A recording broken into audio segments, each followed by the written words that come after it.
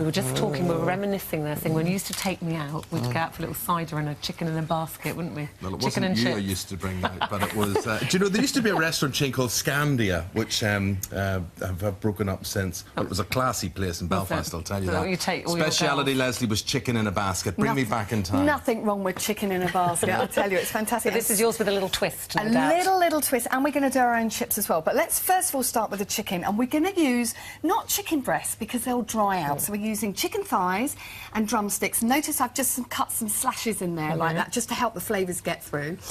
Put them onto a nice big baking tray. Set your oven to gas mark 6, 200 degrees Celsius. In here, I've got some grainy mustard, melted butter, a squeeze of honey, and also some smoked sweet paprika, or just sweet paprika. I gave this to my kids in the week, who were very honest with me.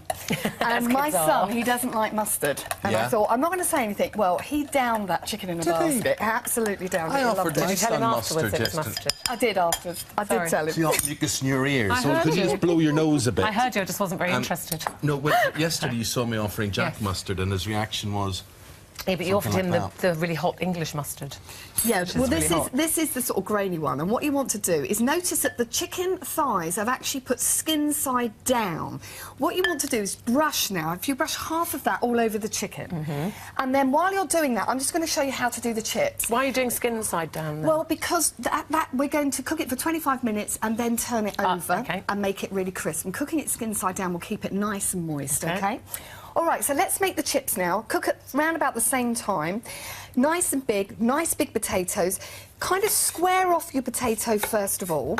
And you want to get a non-stick baking tray or line one with baking parchment. Once you've squared it off, cut into 3, because you want them really quite chunky. And then each piece into 3. So you end up with about 9 really nice big sort of chunky chips, which you can... I made some of these last night. They're really easy. Now, yeah, but you were worried about time. What was your tip there, I parboiled them because I suddenly realised I'd already started my meat and I thought those potatoes will never be ready. So I parboiled them. They were all right, weren't they? They were. The steak was rubbish, as usual. I just think this is a really lovely way to do them. Olive oil or rapeseed oil, salt and pepper, toss them around and put... The really important thing is there's a nice single layer. It's better to do 2 baking trays rather than pile them up on one another. I agree. They take about an hour to cook, turning them frequently.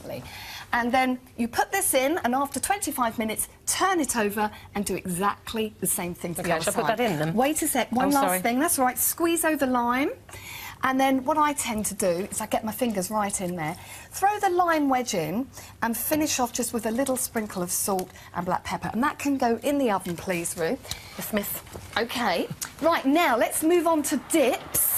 Because we're going to make a garlic dip. Actually, Ellen, you can do this for me. King of the dips. King of the dips, all right. OK, Mr. King of the dips. I want you to mix together mayonnaise and also Greek yoghurt, crushed garlic. Oh, nice. And also zest of lime or zest of lemon. Oh, good, OK, right. mix that together.